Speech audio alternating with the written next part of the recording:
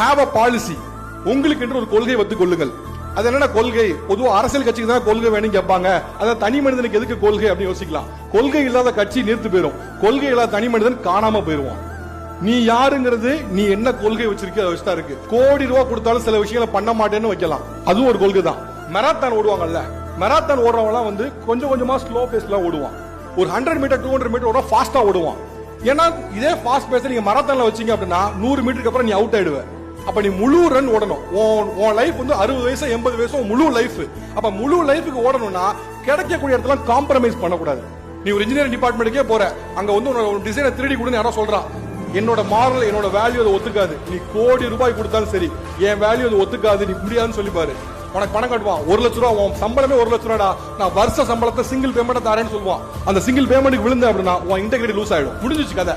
அதோட இன்டெகிரிட்டி முடிஞ்சுனா அவ்வளவுதான். when integrity is gone everything is gone. Integrity முடிஞ்சுனா அதுக்கப்புறம் நீ யாருனே கிடையாது, நீ ஒரு ஆளவே கிடையாது. யாரு உனக்கு அந்த பணத்தை கொடுத்து செய்ய சொன்னானோ அவனே அந்த வேலையை நீ செஞ்ச பின்னால உன்னை மதிக்க மாட்டான். நடக்கும்.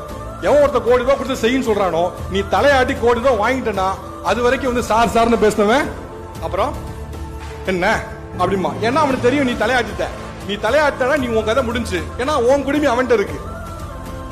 நாளைக்கு அவன் மாட்டா நீயும் மாட்டுவ. அப்ப அதுல இருந்து அவன் டோனே மாற ஆரம்பிச்சிடும். நீ நோ சொல்லி பாரு, உன் வேலையை இன்க்ரீஸ் பண்ணுவான். நீ ஒரு வேலையை தப்பான வேலையை செய்ய சொல்லும் போது 1 லட்ச ரூபா சொல்லுவான் நோ அப்படின்னு சொல்லு. 2 லட்ச ரூபா சொல்லுவான், 3 லட்ச ரூபா சொல்லுவான், 4 லட்ச ரூபா சொல்லுவான். இன்னும் நீ நோ சொல்லி பாரு. சார் நீங்க சொல்லுங்க சார் வேல்யூவை, எவ்வளவு காசு கொடுத்தா பண்ணீங்க நீங்க சொல்லுங்க சார்மா. நடக்கும். நீ அப்போ நோ சொல்லி பாரு. அப்போ உனக்கு சுத்தி இருக்க சொல்லுவான் கொலைக்க தெரியாம இருக்கடா பைத்தியக்காரன்னு சொல்லுவான். பரவாயில்ல, நீ அன்னைக்கு தெரிஞ்சு பைத்தியக்காரனா கூட இரு. ஆனா டவுன் த லைன் 10 இயர்ஸ் கழிச்சு யாரு பைத்தியக்காரன் தெரிஞ்சிடும். எவன் அக்செப்ட் பண்ணணும் அவன் தான் பைத்தியக்காரன். எவன் அக்செப்ட் பண்ணாம இருக்கணும் அவன்